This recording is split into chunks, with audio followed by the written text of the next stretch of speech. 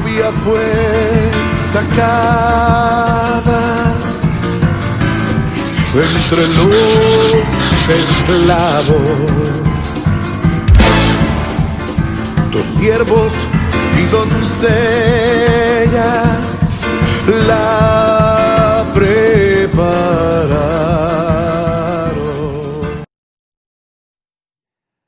Amados hermanos, Dios les bendiga muchísimo. Damos gracias al Señor por este nuevo día lunes, que el Señor en su misericordia nos permite enlazarnos nuevamente a través de este medio virtual y que ahora con el propósito de poder atender también, si en caso hay preguntas o aportaciones también en cada discipulado del trazo del escriba, podamos interactuar y esto a través del Facebook. Me parece que no hemos publicado mucho, pero gracias a Dios ya estamos empezando a transmitir simultáneamente en Facebook y en YouTube.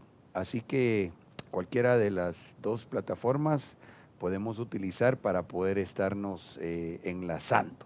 Vamos a orar y entrar al desarrollo del tema que en esta oportunidad pues abordaremos una 10ª parte de la mercadería de Babilonia.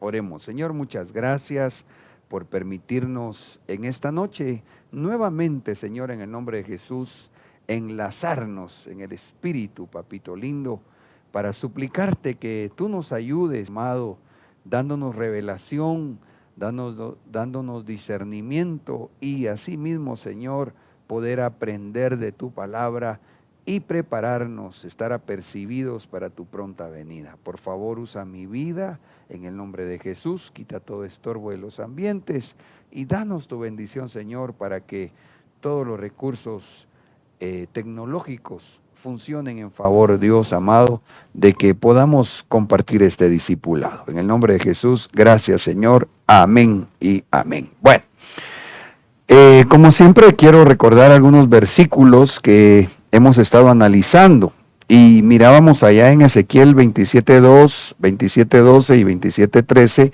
cómo nos deja ver la palabra esa revelación encriptada cuando a veces se menciona el nombre de un rey en la escritura o de algún territorio. Dice, hijo de hombre, dedícale este canto fúnebre a Tiro. Sabemos que Tiro representa acá, en el contexto del libro de Ezequiel 27, 28, etcétera, cómo el Señor le habló a Luzbel en un momento cuando éste cae.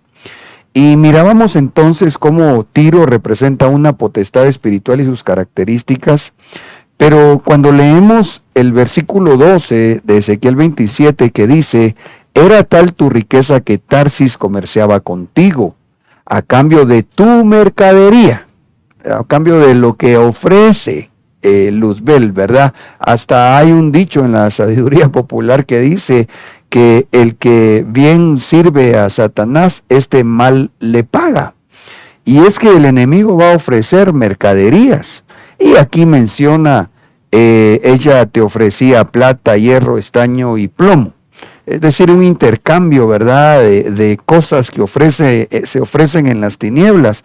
Pero nos llamó la atención entonces que cuando se habla de alguna región, aquí por ejemplo se habló del rey de Tiro, pero se habló también de una región, Tarsis. Podemos entender con el favor del Espíritu Santo que se refiere a una atmósfera espiritual y el mover que se puede dar dentro de la misma. Interesantemente, en el versículo 13 dice también Grecia, anotaron directamente en esta versión, y ahí entonces concatena también con lo que nos fuimos encontrando, ¿verdad? Con esa alianza que el Santo Espíritu de Dios nos ha venido dando para discernir lo que se describe como mercaderías de Babilonia allá en Apocalipsis y que en el Antiguo Testamento, como por ejemplo Tubal y Mesec, dice, negociaban contigo, hoy ese territorio es Turquía.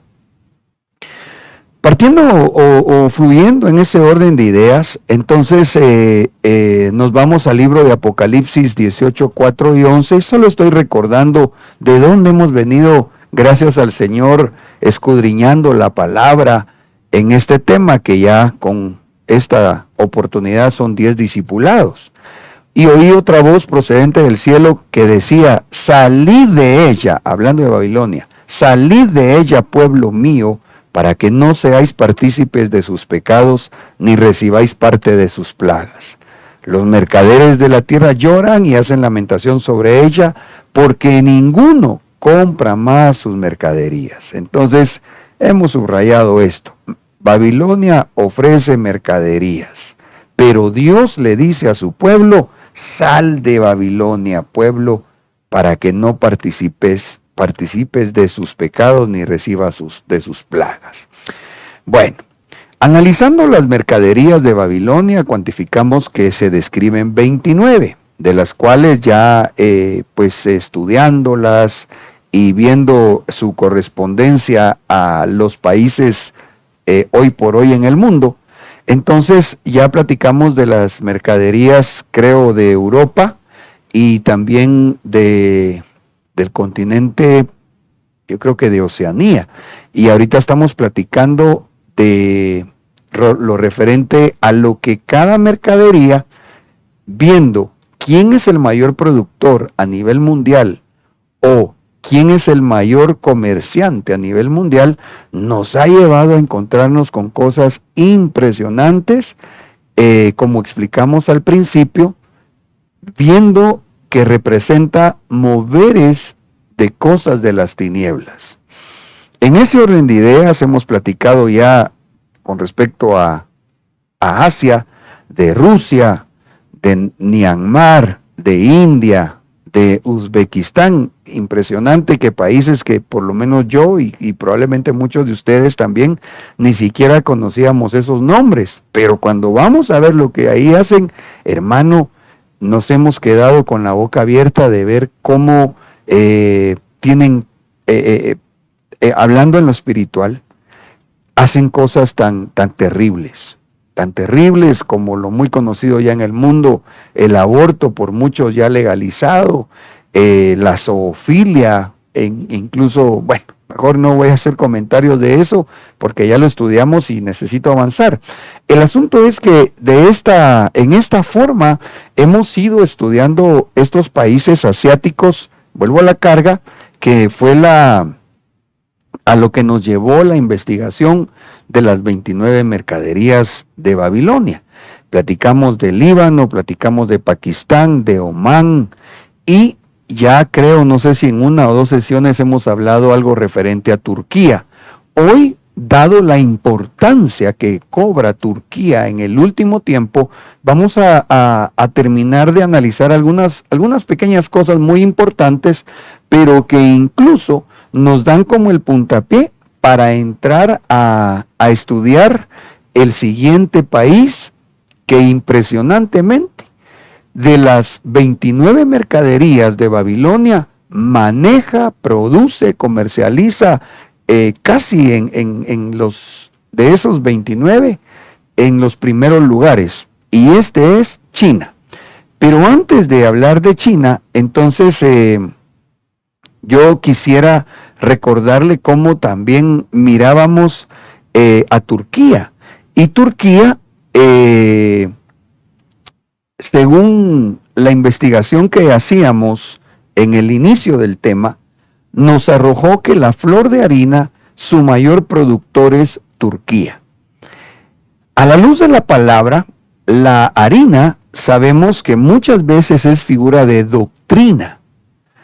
Y siendo esto una mercadería de Babilonia, pues obviamente no podemos considerar que sea la sana doctrina, la doctrina de Cristo, sino como sabe usted que el enemigo lo copia como una antítesis de lo que Dios hace, obviamente esta doctrina, hermano amado, no vendría a ser, repito, la sana doctrina, sino en este caso lo que ofrece Turquía, siendo uno de los países de religión musulmana de hecho, no recuerdo ahorita el dato, pero me atrevería a decir el 99.9% de la población turca es musulmana, es decir, la religión ahí dominante es el Islam, que también hemos explicado para muchos países de corte musulmán, digamos, el Corán no es solamente su libro de referencia espiritual, sino que en varios de estos lo constituyen como su ley, como su constitución política.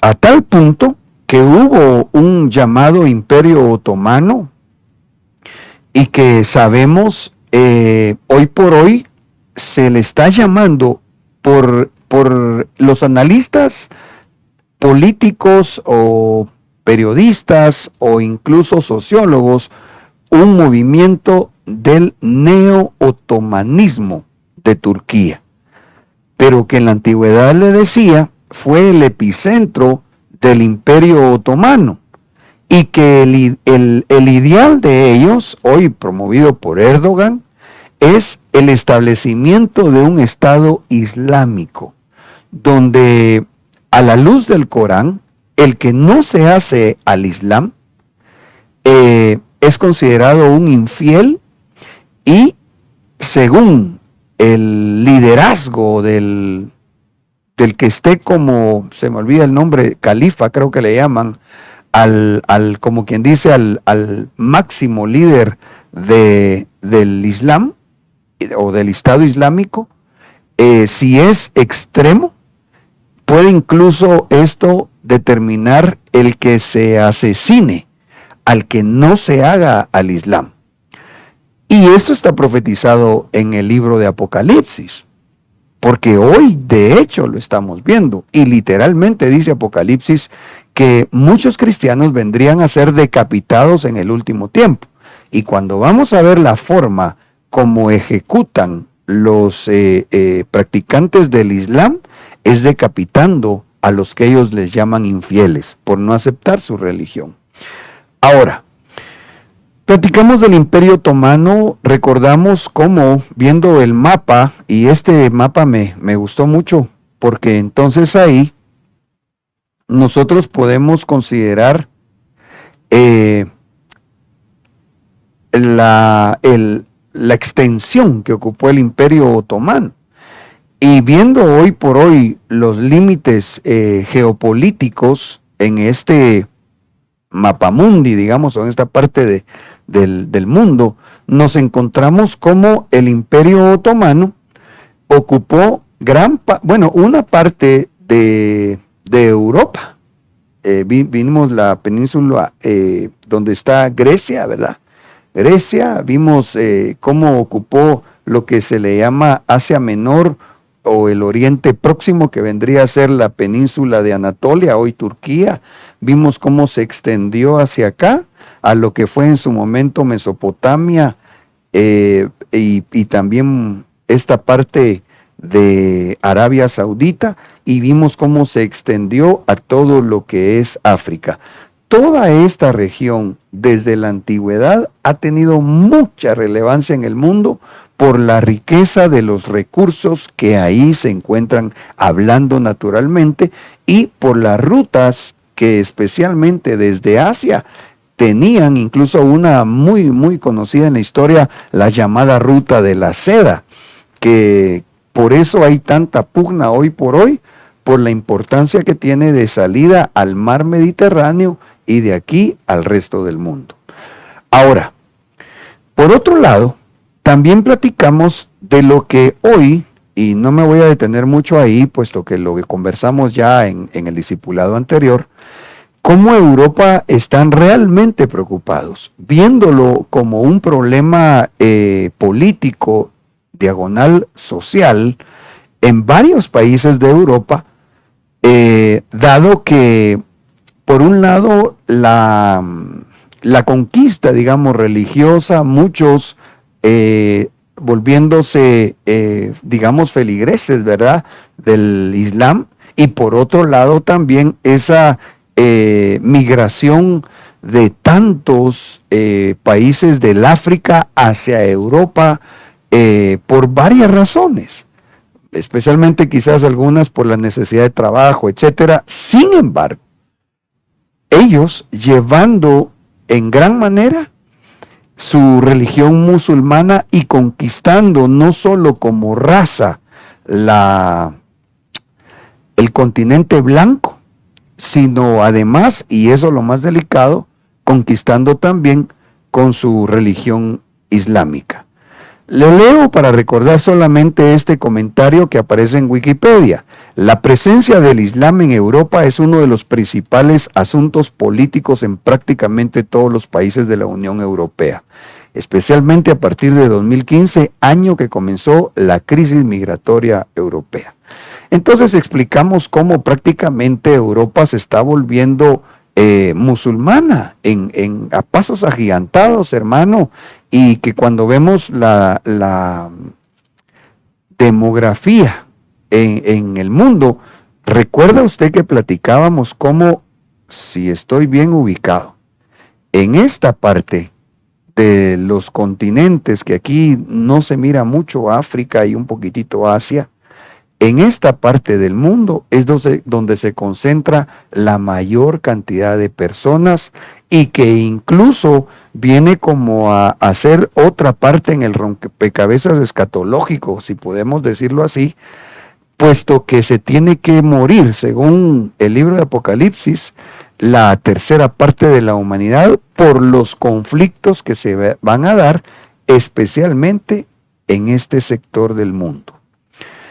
Bueno, sigo avanzando en el resumen que necesito hacer para poder ver la última parte de lo referente a Turquía y el neo-otomanismo y entrar luego a ver cómo es, de alguna manera me parece que esa situación le abre paso a lo que la Biblia llama los reyes del Oriente, pero que especialmente resalta China. Ya vamos a llegar hasta ahí. Ok, entonces tenemos ahí en pantalla el mapa, parte de Europa, parte de Asia, parte de África. Y entonces quisiera yo recordar lo que hemos conversado acerca de la estatua del sueño de Nabucodonosor, donde a Daniel le da Dios la revelación de qué era cada parte de la estatua. Recordará que la cabeza representa el imperio babilónico, donde su epicentro fue entre el río Tigris y Éufrates, ¿verdad? Lo que hoy por hoy vendría a ser especialmente Irak. Luego el imperio medo-persa, en lo que se le llama la antigua Persia, hoy especialmente Irán. Luego el vientre de la estatua representaba el imperio griego, desde siglos, incluso antes del Señor Jesús, Grecia. Y también luego las piernas de la estatua, que vendría a ser el imperio romano, y que en un momento de la historia se divide en dos: imperio romano de Occidente, imperio romano de Oriente, instalados cada uno con sus capitales. En Italia vendría a ser Roma, y en lo que hoy es Turquía, y hoy Estambul, la antigua Constantinopla. Y lo último que miraremos, según entendemos, siendo Israel tipificado como el barro en la escritura, esa mezcla que describe Daniel de el hierro y el barro, donde aunque se mezclen realmente o se combinen realmente, no pueden mezclarse, porque así como el hierro no se puede adherir al barro, así van a ser las alianzas que van a aparentar. Y parecería esto que nos habla en gran manera a esos pactos de paz de Israel con las naciones del mundo, pero que no va a ser una paz duradera ni genuina. Ahora, platicamos por otro lado, entonces, que la estatua en el último tiempo vendría a estar de pie. ¿Por qué? Quisiera recordar algunos versículos del libro de Daniel 2:31 en adelante, porque dice la escritura: tú, oh rey, tuviste una visión y aquí había una gran estatua. Estuviste mirando hasta que una piedra fue cortada sin ayuda de manos y golpeó la estatua en sus pies de hierro y de barro y los desmenuzó. Entonces fueron desmenuzados. Esto es bien importante. Voy a incluso a subrayarlo. Mire cómo dice. La piedra pegó en los pies de la estatua, pero entonces fueron desmenuzados todos a su vez. ¿Qué significa? Que la estatua de Nabucodonosor vendría a estar toda de pie, pero ya no como lo fue en la antigüedad necesariamente, en cuanto a que se dio en períodos. Primero el imperio babilónico, después el imperio medo-persa, después el imperio griego, después el imperio romano. No. Ya ahora todos juntos, ¿verdad? Y que entonces aquí necesitamos ver el Apocalipsis para poder comprender lo que Daniel describió, incluso aquellos imperios monstruosos y que incluso en Daniel se describen como bestias. Explicamos que la bestia con cara de león tipifica el imperio babilónico, que la bestia con cara de oso, con garras de oso y 3 costillas en el hocico del oso, tipifica el imperio medo-persa. Explicamos también cómo el leopardo tipifica Grecia y cómo el imperio romano se tipificaba como una bestia de hierro con 10 cuernos. Pero cuando vamos a ver de alguna manera, si puedo emplearlo o decirlo de esta forma, no solo los textos, sino los libros paralelos. ¿Sabe usted que hay textos paralelos en la palabra? Por ejemplo, usted mira un texto en los evangelios, digamos en el libro de Mateo, usted mira cómo se describe la muerte y resurrección del Señor, y usted va a ver un texto paralelo en Juan, en Lucas, etcétera. Textos paralelos. A mí me parecería entonces que podríamos considerar que hay libros paralelos, como Apocalipsis y Daniel, que describen incluso situaciones en donde uno amplía la revelación para nosotros. Viendo un libro, nos amplía la revelación del otro y viceversa. De tal forma que cuando nosotros vemos el libro de Daniel 7, capítulo 7 y versículos del 3 al 7, entonces ahí se habla se relata lo de las bestias, que a su vez se concatena con la descripción de la estatua de Nabucodonosor. Y cuando vamos a ver Apocalipsis 13, especialmente en este momento que me refiero a esas bestias, se describen del versículo 1 al 4. Esto lo explicamos hace 8 días, por eso voy un tanto rápido quizás, y espero que no vaya tan rápido que no se cumpla mi propósito de poder reubicarnos. Perdone, aquí quiero borrar algo. Ahí está.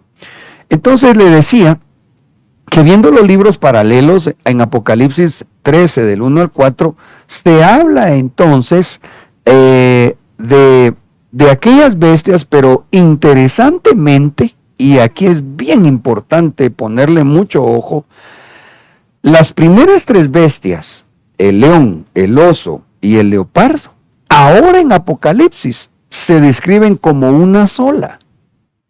La que tiene hocico como de león, garras o patas como de oso y el cuerpo leopardo. Eso usted lo puede chequear en casita. No, de hecho, bueno, si quiere lo puede ver, pero a continuación le voy a leer también el versículo de Apocalipsis 13:2, donde vuelvo a la carga.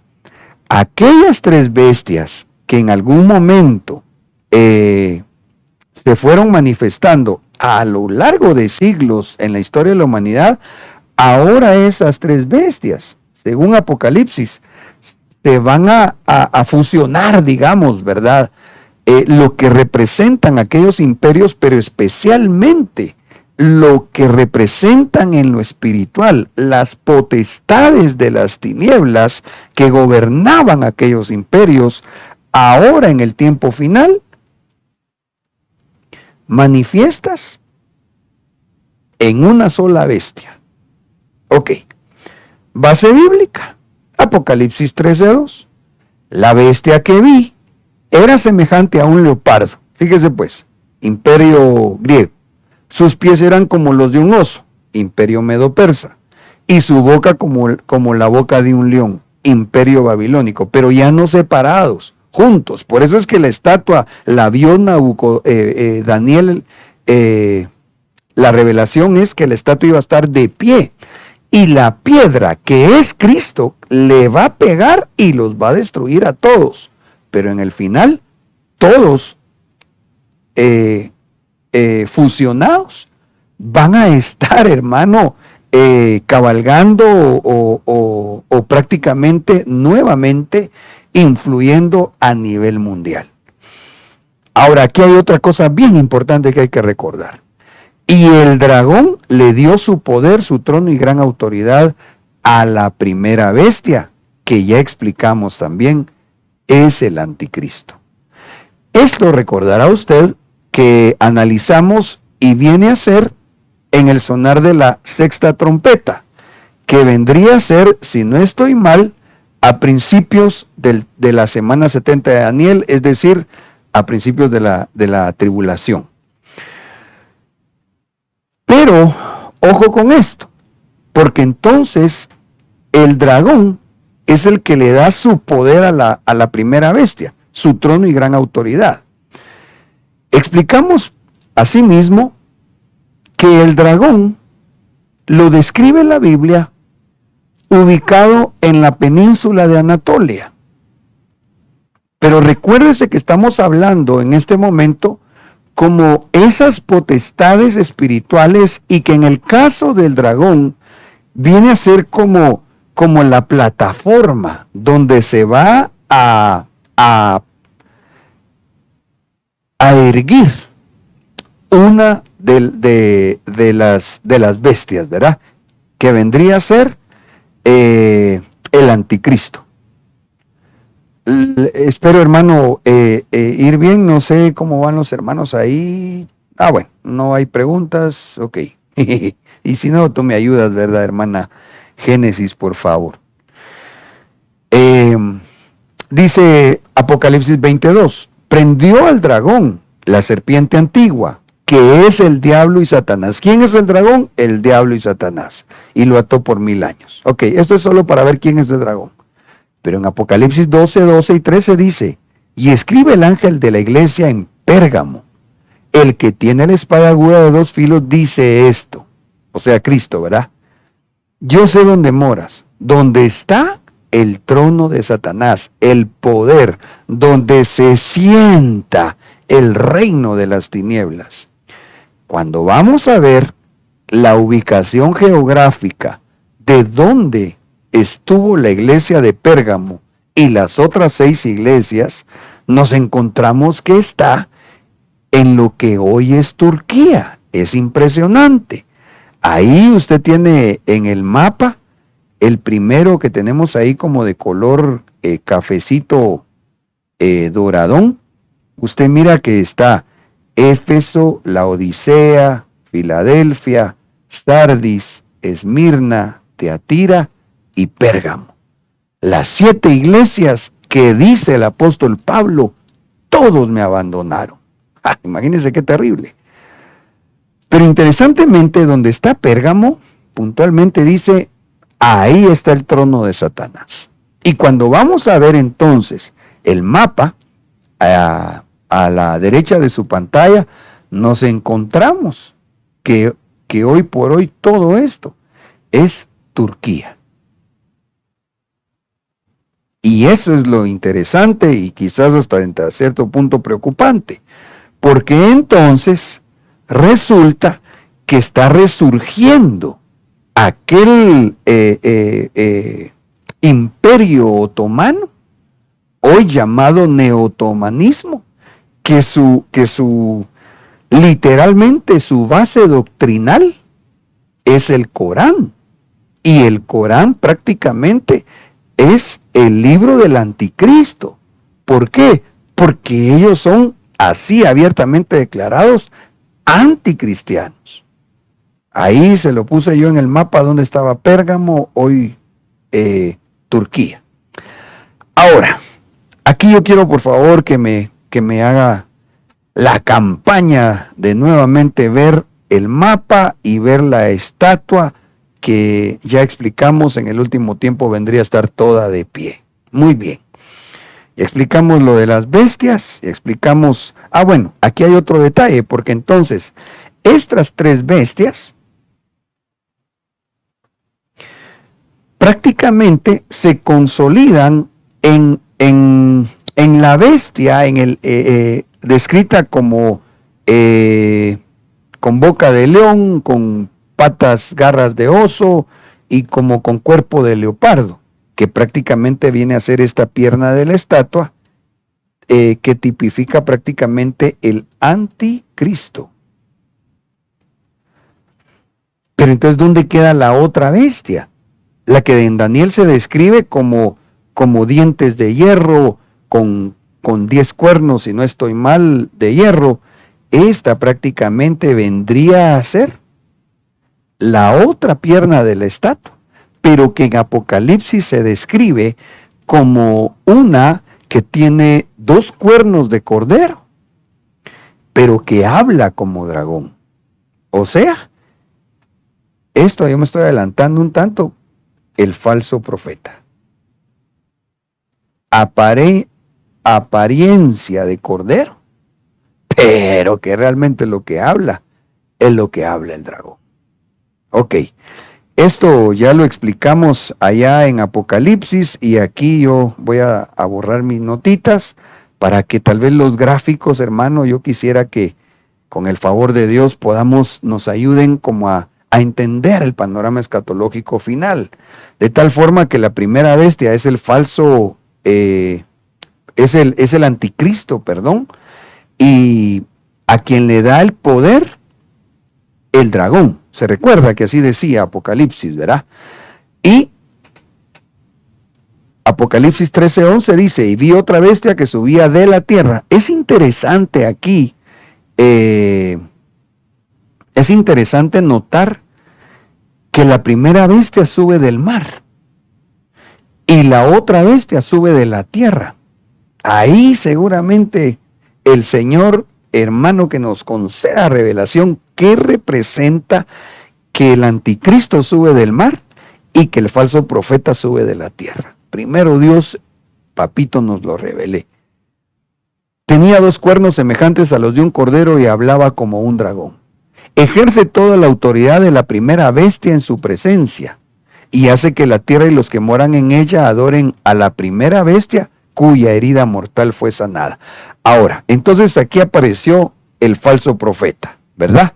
Que vendría a ser la segunda bestia. Y yo quiero, por favor, solo como está en pantalla, no quiero que esto, por un error mío de ¿cómo dicen? Taipeo le dicen, ¿verdad? Anoté aquí, este es el anticristo, no el falso anticristo, sino el anticristo. Pero quiero que por favor ahí en pantalla usted pueda ver también otra figura. Y creo yo que ya en este caso, más que una figura, una verdad directa. Porque entonces ahí usted mira al falso profeta, que viene a ser la antítesis del Espíritu Santo. Y mira también usted al anticristo, que viene a ser entonces la antítesis de Cristo. Y mira también usted por qué es que el poder, ¡ala, qué tremendo esto, hermano! Apocalipsis dice que el que le da su trono y el poder a la primera bestia, que es el anticristo, es el dragón. Entonces el dragón es la antítesis del Padre, porque recuérdese usted que el Padre le va a dar la autoridad al Hijo, a Cristo. Entonces aquí cuando nosotros miramos la primera bestia, el anticristo, la segunda bestia, el falso profeta y el dragón, estamos viendo la antítesis de la Trinidad. Es decir, digamos el falso Padre, el falso Hijo y el falso Espíritu Santo. Esto yo creo que es muy importante porque, pues, vamos a ver cuándo Dios nos lo permite. De hecho, estoy recordando de un tema que no hemos platicado también de escatología, del tridente, me recuerdo que así se llama, el tridente de Satanás, creo que le llamamos, pero que, bueno, en otro momento y cuando Dios diga lo vamos a poder estudiar juntos, pero sí me gustaría mucho que usted tenga presente esta enseñanza para que cuando platiquemos se nos haga más fácil ubicarnos en el contexto de aquel tema que posteriormente desarrollaremos. Ay, Señor Jesús, necesito ir más rápido. Apocalipsis 9, 14 al 16. Y decía el sexto ángel que tenía la sexta trompeta: suelta a los 4 ángeles que están atados junto al gran río Éufrates. Y fueron desatados los 4 ángeles que habían sido preparados para la hora, el día, el mes y el año para matar a la tercera parte de la humanidad. Esto era lo que le decía al principio, ¿verdad? Y el número de los ejércitos de los jinetes era de 200 millones, yo escuché su número. Explicamos también que estos ángeles están atados al lado, a la ribera del río Éufrates. Y entonces recordará usted que nos fuimos a investigar un poquitito y resulta que el río Éufrates surge en Turquía, recorre Siria, llega hasta Irak, pero según Wikipedia, el manto freático recorre Arabia Saudita. Entonces, por eso es que a mí me da la impresión que esos 4 ángeles o potestades que están amarrados a la ribera del río Éufrates, están hablando de las potestades que se representan en Turquía, Siria, Irak y probablemente Arabia Saudita. Ahora, todo esto que hemos estado hablando, recordará usted también que lo ubicamos en nuestro pergamino, ¿verdad? O mejor dicho, la gráfica del pergamino que el Cordero abrió y que se están dando los juicios desde los años 1900. Ok, entonces, solo para recordarles la ubicación del tiempo. Ok, entonces platicábamos cómo en la gráfica del pergamino, ubicamos ahí en la sexta trompeta Apocalipsis 9, 13 y 21 y el texto de Apocalipsis 16, 1 al 2, lo vamos a leer. Y oí una gran voz que desde el templo decía a los 7 ángeles: id y derramar en la tierra las 7 copas del furor de Dios. Sabemos que ya el derramamiento de las copas corresponde al sonar de la séptima trompeta, es decir, ya a la mitad de la semana 70 de Daniel.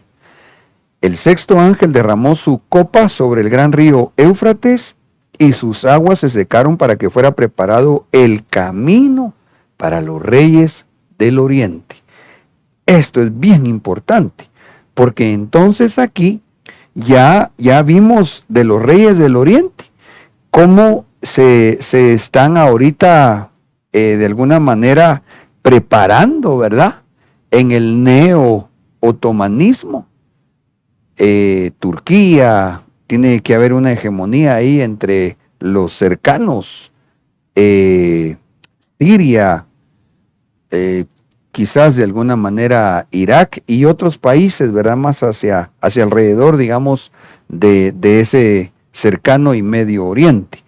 Ahora, volvamos a ver entonces el país, el continente asiático, porque entonces, si pudiéramos ver acá en pantalla, tal vez me gustaría explicarlo acá.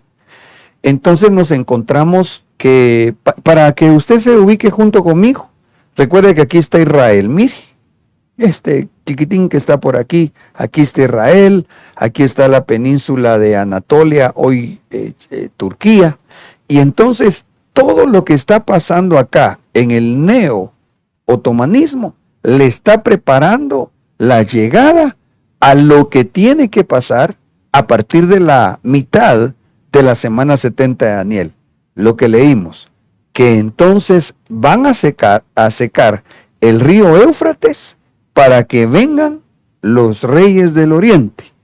Repito, reyes, los reyes, no el rey, los reyes, porque entonces de aquí estos reyes, dicho así en la palabra, en algunos países tal vez príncipes o con otros títulos políticos, pero especialmente dentro de los reyes del oriente, tiene que venir China, porque China toma un papel muy importante en el desenlace final, lamentablemente, en contra de Israel. China, Rusia, Irak e Irán son enemigos prácticamente de Israel. Ok. Ahora, vámonos entonces a platicar de China. Yo me desubiqué en el tiempo, perdonen por el corte que hubo, pero bueno, asumo que tengo todavía unos 20 minutos, más o menos, 20, 30, 40, no, ¿verdad? Pero sí, unos 20 más o menos. ¿Sí? Ok. Entrémosle a China entonces. Ahí puse nuevamente la gráfica de las mercaderías de Babilonia. Recordará usted que son 29 descritas en Apocalipsis. Y solo quería mostrarle esto tan importante, hermano, porque de esas 29, cuando contamos en dónde aparece China, imagínese usted que aparece dentro de las 29 como ya sea el mayor comerciante o mayor productor, permítame, aparece 1, 2, 3, 4, 5, 6, 7, 8, 9, 10, 11,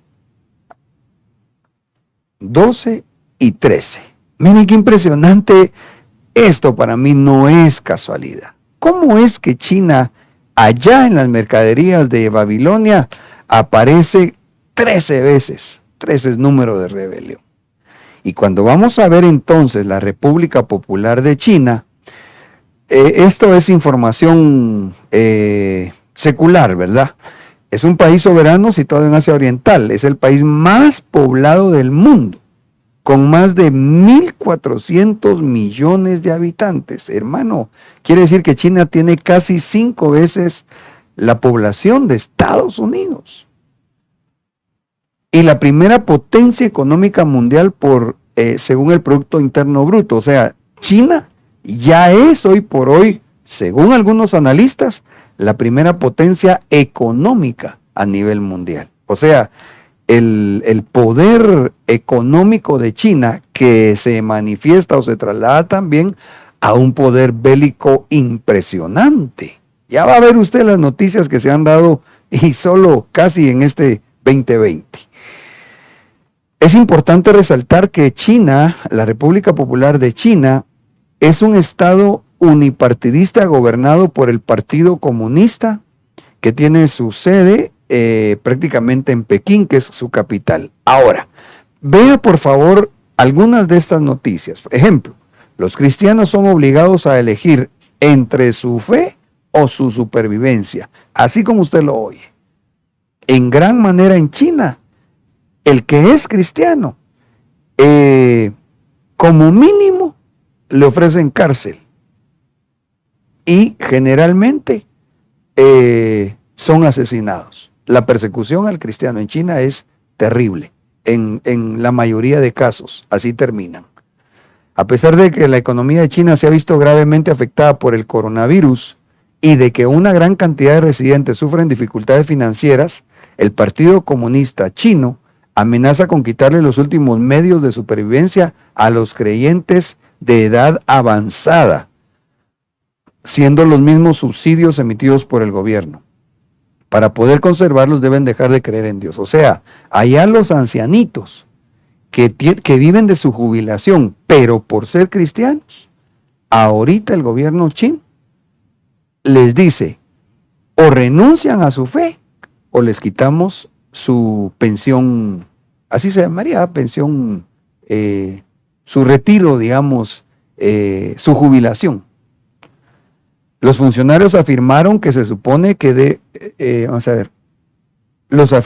los funcionarios afirmaron que se supone que debo creer en el Partido Comunista, ya que él me alimenta, o de lo contrario todos mis beneficios sociales serían cancelados, afirmó el creyente. O sea, esta es una noticia donde un hermano en Cristo testifica cómo se les obliga a que ellos vean al Estado y por ende al emperador chino como su Dios. ¿Por qué? Porque Él es el que les da de comer.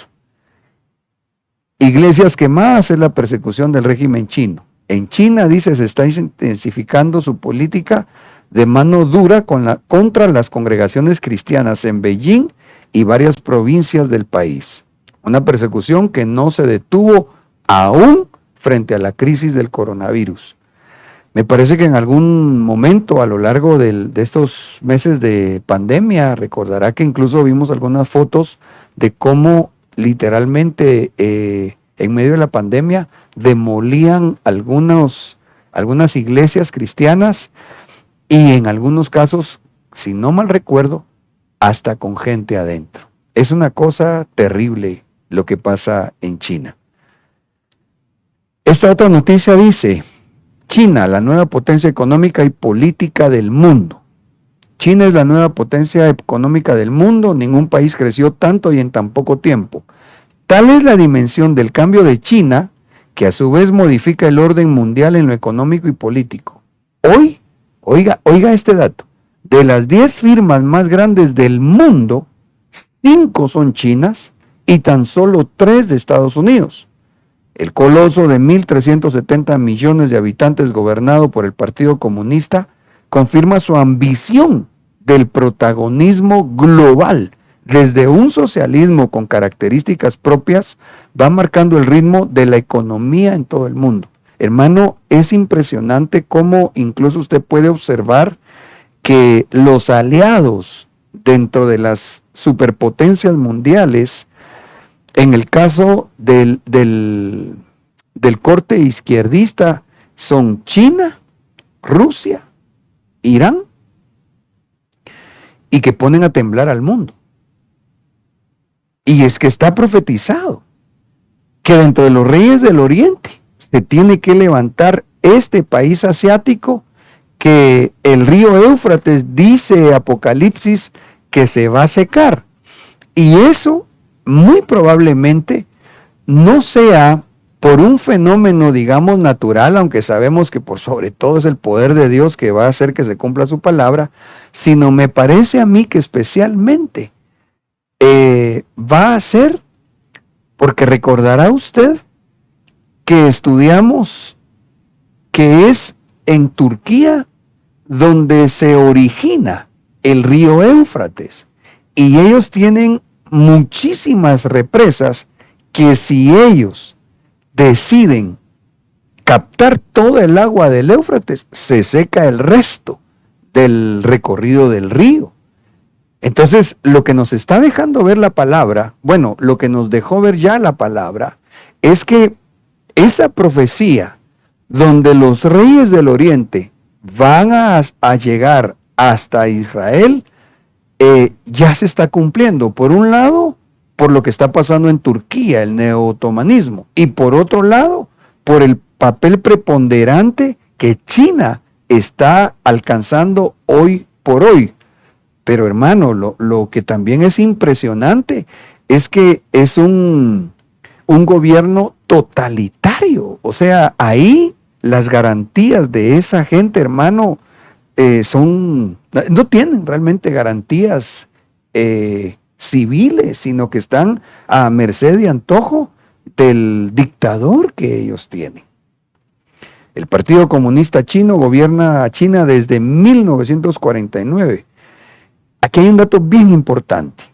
Muerto Mao Zedong, que ya le voy a recordar una gráfica que estudiamos hace un tiempo, y le hago el comentario. Mao Zedong ha sido el más grande asesino en la historia, digamos, reciente de la humanidad. Cuando nosotros pensamos en quién fue el que más gente ha matado por su ideología o filosofía, ¿se acuerda? Le hice yo la pregunta. Seguramente pensamos en Hitler. Y no fue Hitler, aunque igualmente un anticristo él, ¿verdad? Sino que fue Mao Zedong. Entonces, después de la muerte de Mao Zedong, su sucesor fue Deng Xiaoping. Dejó de lado por un tiempo la lucha de clases para edificar la economía de mercado. En los últimos 30 años, el gobierno chino se lanzó a modernizar el país, multiplicó la construcción de aeropuertos, de rutas, de embalses, de vías ferroviarias, trenes y rascacielos. Dice, China ha utilizado 2 millones de toneladas más de cemento que Estados Unidos. Imagínese usted, no sé si este dato usted lo conoce, pero cuando los economistas hacen un estudio, digamos así, general de cómo ver la economía de un país, lo que miran es cuánto se está construyendo. Por ejemplo, ¿quieren ver los analistas cómo va la economía en Estados Unidos? Entonces miran cómo va el índice de construcción. Si este va repuntando, quiere decir que la economía está bastante bien. Si se detiene la economía, es un indicador, si se detiene la construcción, es un indicador que la economía está mal o viene para abajo. Entonces, ¿por qué se lo digo? Porque durante los últimos 3 años, China ha utilizado 2.000 millones de toneladas más de cemento de Estados Unidos. En otras palabras, el poder económico que China hoy por hoy ha adquirido es, hermano, terrible, constituyéndose ya como la primer potencia económica y si no es que ya esté pasando, pero no faltaría mucho, pensaría yo, la primera potencia bélica también a nivel mundial. Por eso usted miró la pugna tan fuerte entre Donald Trump y el presidente chino, ¿verdad?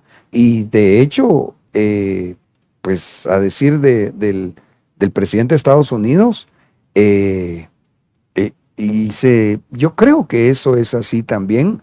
De alguna manera lo del coronavirus fue parte ya de una guerra bacteriológica, solo que no dicho a todas luces. Ahí está la gráfica que le mencionaba. Mire, tenemos ahí este doncito que usted mira acá. Asesinó a 78 millones de personas durante su dictadura. Él es Mao Zedong, o que también lo llaman, ahorita se me olvida el Mao Zedong. Le dicen Mao Zedong o Mao Zedong, es el mismo personaje. Detrás de él, como creería yo, no sé si aplica aquí el término genocida, vendría a estar Stalin en Italia.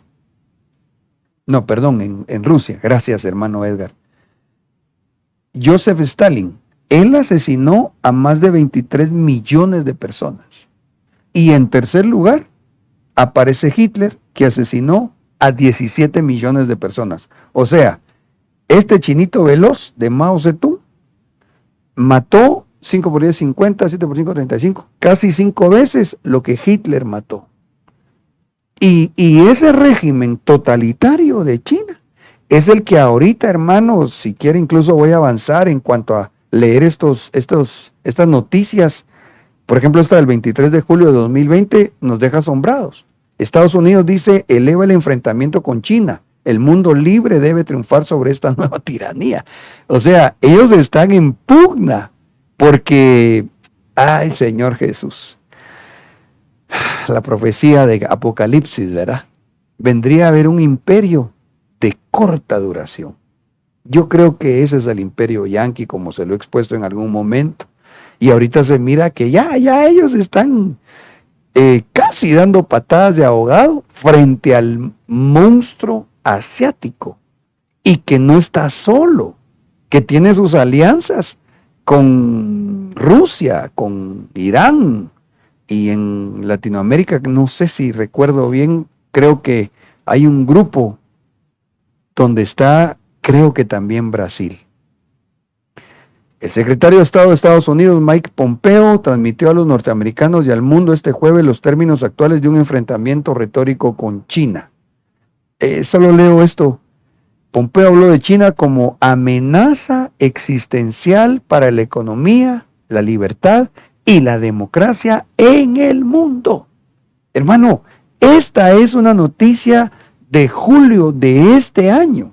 O sea, el mundo ya está leyendo a China como una amenaza en lo económico, en la libertad y en la democracia del mundo.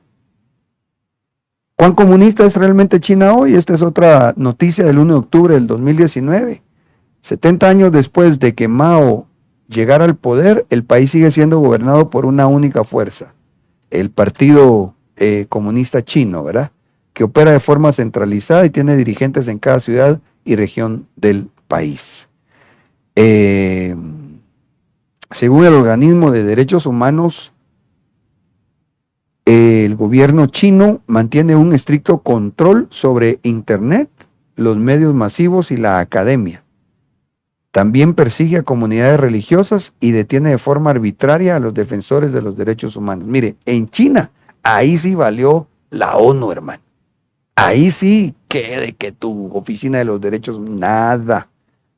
Ahí recuerdo yo que en una de las investigaciones, dentro de los temas que hemos expuesto, mirábamos cómo una persona que se rebela contra el régimen chino, dado la tecnología impresionante ya instalada ahí en ese país, como todo o muchísimo lo hacen ya a través del uso del celular. Ya ellos en gran manera no utilizan moneda en billete, sino que ya todo es de forma, digamos, no sé si ahí aplicaría virtual, en línea. Pero entonces, ¿qué hace el gobierno? Alguien, miran que se revela, ¡pum!, le empiezan a cerrar el uso de su dinero en su cuenta bancaria. Y así, ¡pum!, los van cercando de tal manera con el sistema de la inteligencia artificial, a tal punto que incluso a veces hasta las talanqueras para entrar, digamos, a su colonia, se las bloquean.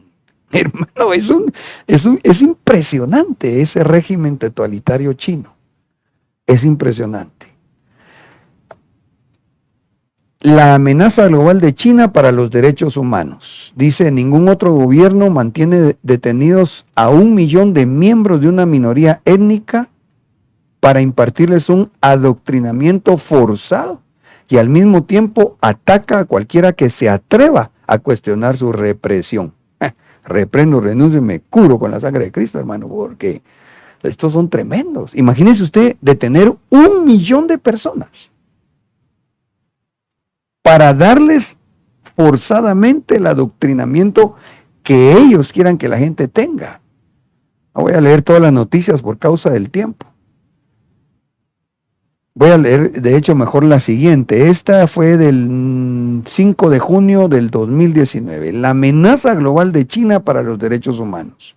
Que por cierto, no vaya a pensar usted que yo estoy a favor o en contra de algún sistema, porque al final, sinceramente, hermano, eso de los derechos humanos, muchas veces, por lo menos aquí en Guatemala, realmente lo que son los derechos de los delincuentes. Pero ese es otro tema, va. Como quiera que sea, tampoco está bueno lo que hacen en China. La campaña de China contra las normas internacionales.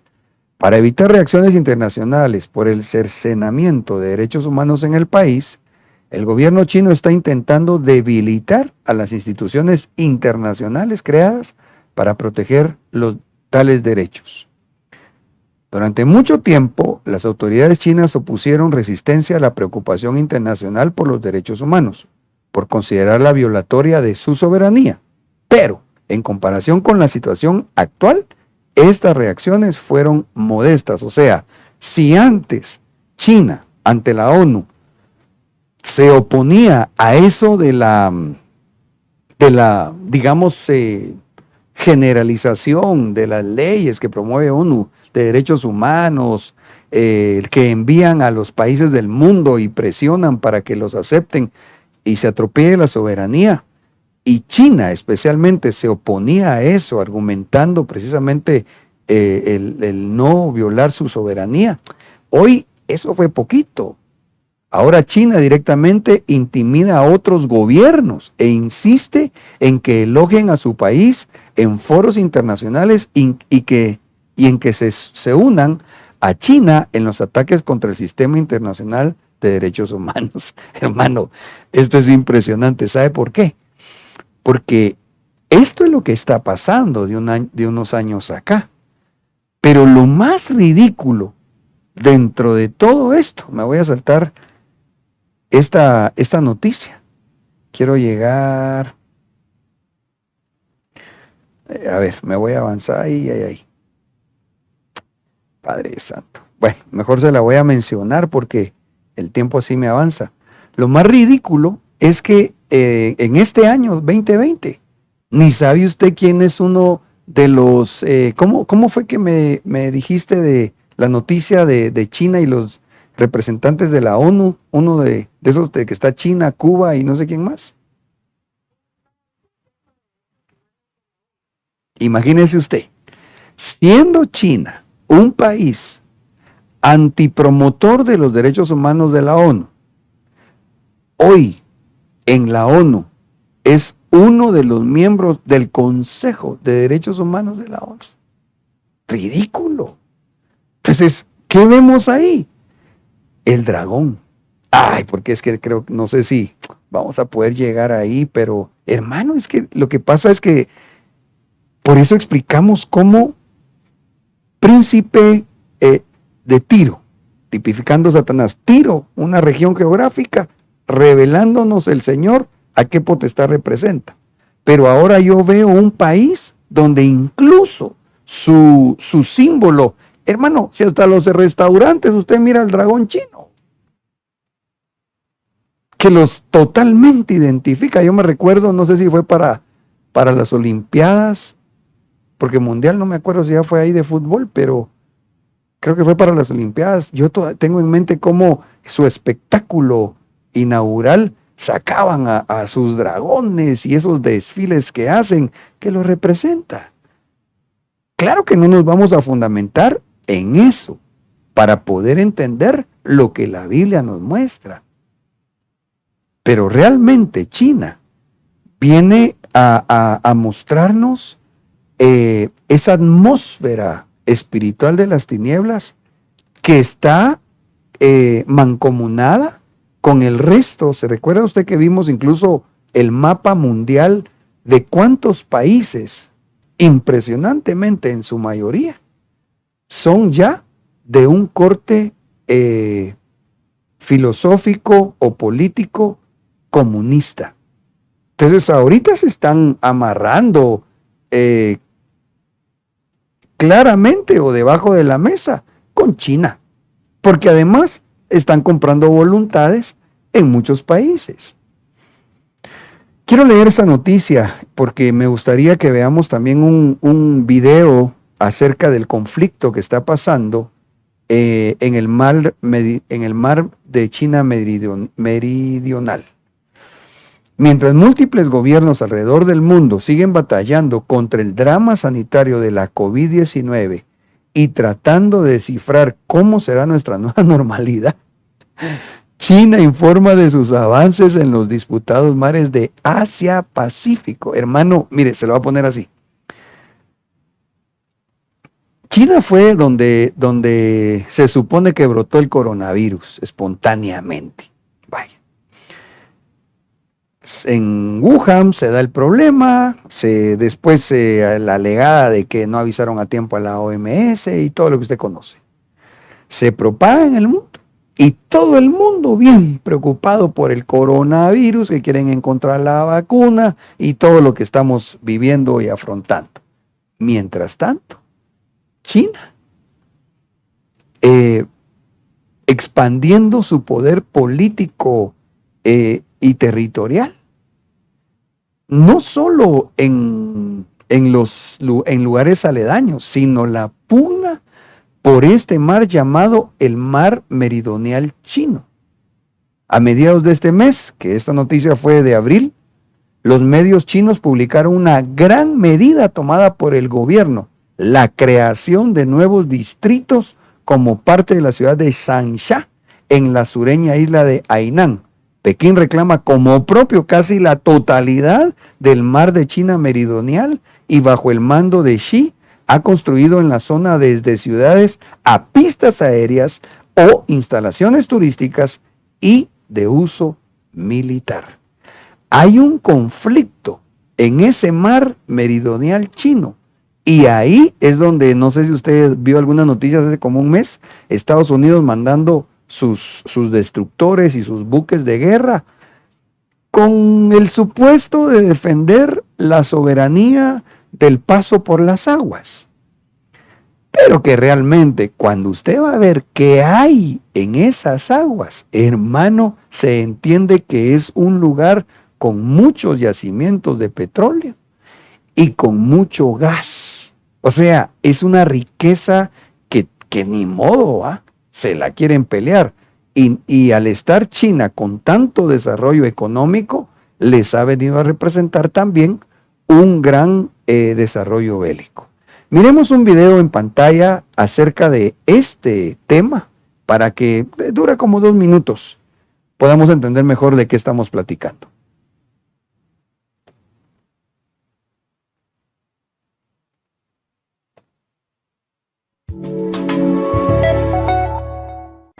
Política exterior al más puro estilo chino.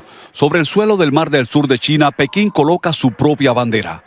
Una demostración de poder en uno de los territorios más disputados del mundo. Es una zona con grandes posibilidades de pesca y con muchos recursos naturales. Todos quieren hacerse con este territorio, pero China tiene las mejores posibilidades y convirtió algunos atolones en bases militares, puestos irreductibles en medio del mar.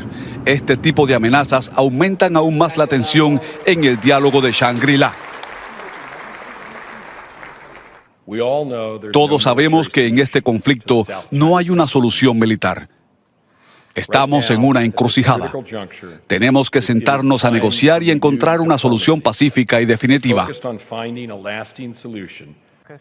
Pero en la práctica es complicado. En la mesa de negociaciones, todos son desavenencias. 6 estados reclaman el Mar del Sur de China. La mitad de todas las mercancías del mundo que se transportan por vía marítima pasan por aquí. Estados Unidos dice que en caso necesario garantizaría el paso por la fuerza.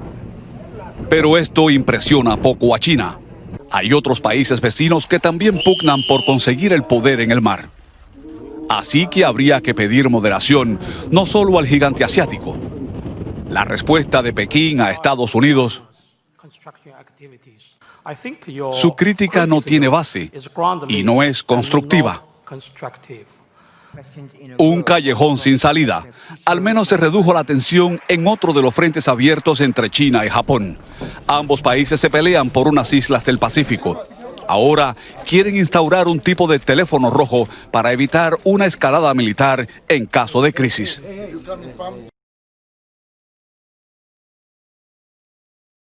Entonces,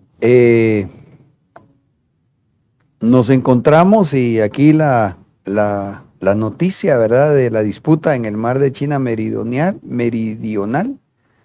Y solo déjeme ver, bueno, ahí le pongo en pantalla nuevamente el mapa. Fíjese por favor, solo un dato importante, hermano, en este asunto. Mire, los puntitos que usted mira azules, se supone que es la zona económica exclusiva marcada por la Convención de Naciones Unidas sobre el Derecho del Mar. Ay, se me olvidó a mí investigar un poquitito del tema. Platicando con mi esposa, me decía ella, ¿cómo así? Me decía, ¿cómo es que digamos, los países tienen cierta posesión del mar? Entonces, yo no recuerdo, no investigué, pero hasta donde entiendo, un país que tiene salida al mar tiene ciertas millas náuticas como parte de su territorio o administración dentro de su límite de gobierno. Entonces, ahí en el mar meridional de China, Naciones Unidas, si pudiéramos ver la pantalla, y voy a ponerle también yo el mismo color de lápiz, pero solo quiero resaltarlo. Esos puntitos azules de aquí, mire, todo esto de aquí se supone que esas son aguas internacionales. O sea que ahí es de todos, pero digamos de ninguno. Sin embargo, lo que está pasando hoy por hoy es que China dice, nah, nuestros límites del mar meridional son todos estos. O sea, lo que dice Naciones Unidas en China, hermano, los manda por un tubo. Y todo esto que usted mira acá, prácticamente, que son grandes extensiones de mar, ellos están cada vez instalando, no solo diciendo, están instalando centros turísticos, construyendo ciudades y lo más delicado, instalando bases militares. Ahora, solo voy a leer esta parte que fue la que me llamó mucho la atención, porque entonces Estados Unidos dice juega un papel clave pese a que no arguye cuestiones de soberanía. ¿Y de dónde Estados Unidos ahí, verdad? Exhibe su presencia militar bajo el argumento de defender la libertad de navegación. Pero aquí viene lo más importante, en la zona por la que circula el 30% del comercio global y que se cree alberga preciados yacimientos de petróleo y gas. Esa es realmente la pugna de esa gran extensión marítima. ¿Por qué? Porque si ahí circula el 30% de comercio global, imagínese usted, el que tome el mando ahí, cobra peaje. En otras palabras, o me pagas para pasar o no te dejo pasar. Y por otro lado, tienen grandes yacimientos de petróleo y gas. Entonces, cuando vemos la palabra, que tienen que venir los reyes del oriente, que tiene que secarse el gran río Éufrates para que vengan prácticamente los del lejano oriente, definitivamente, y como ya lo vimos, por la revelación que el Espíritu Santo nos concede ver en su bendita palabra, me parece que China, ¿con qué razón hoy por hoy ha tomado un papel tan fuerte en el globo terráqueo? Ok, yo por causa del tiempo tengo que ir terminando y quisiera ver acá. Bueno, esta es la noticia de Cuba, China y Rusia entran en el Consejo de Derechos Humanos de la ONU. Hermano, es tan ridículo, ¿verdad? Que siendo China, y ya ve usted en la historia, Mao Zedong, el mayor dictador asesino en la historia de la humanidad, 78 millones de personas en su régimen, y que continuó, pues, eso no ha variado mucho. Hoy sean ellos protagonistas en el Consejo de Derechos Humanos. Hermanos amados, Cristo viene pronto. Esto solo nos deja ver que la plataforma del dragón cada vez se consolida más fuerte para que los poderes de las tinieblas se sigan juntando y entonces llegue a cumplirse la profecía que van a llegar hasta el campo de Meguido a darse aquella batalla de Apocalipsis de Armagedón, donde todo el mundo se va a poner a pelear en contra de Israel. Yo tengo que detenerme acá por causa del tiempo. Según yo llevo 1:10 más o menos. ¿1 hora? Sin el corte. Ya digamos que sí, como 1:10, 1:15. Entonces, amados, muchas gracias por su paciencia. Muchas gracias por sintonizar el discipulado, pero creo que lo vamos a dejar aquí, porque hay cosas importantes que ver también de China, por el papel que juega en el tiempo, en la parte final del tiempo de la humanidad, y que para nosotros también debemos comprender la señal que representa. Primero Dios, en el siguiente discipulado terminamos de analizar este rey del oriente y vemos también las dos naciones asiáticas que nos resultó del análisis de las mercaderías de Babilonia, para poder pasar a ver entonces también otro continente y ver de qué más nos muestra la palabra lo que es esas mercaderías. Quiero hacer una oración para despedirnos. Disculpen que tenga que interrumpir acá, pero pues ya le digo por el tiempo y también mis amados hermanos que me bendicen sirviendo al Señor, apoyándonos para poder transmitir, pues tampoco quisiera que se les haga tan tarde. Padre, muchas gracias, Señor, por este tiempo. Te bendecimos, Señor, te damos gracias porque nos permites entender tu palabra, como dijiste a los pequeñitos, Señor, a los que somos insignificantes, Señor, tú nos concedes de tu Santo Espíritu y nos das revelación. Gracias, Señor. Bendigo a mis hermanos, bendigo a estos discípulos tuyos. Te ruego, Señor amado, que podamos asimilar no solamente la enseñanza, sino especialmente el poder discernir que hemos llegado a la recta final de los últimos días. En el nombre de Jesús les bendigo. Hasta el próximo trazo del escriba, si Dios lo permite. Tu novia fue sacada entre los esclavos, tus siervos y doncellas, la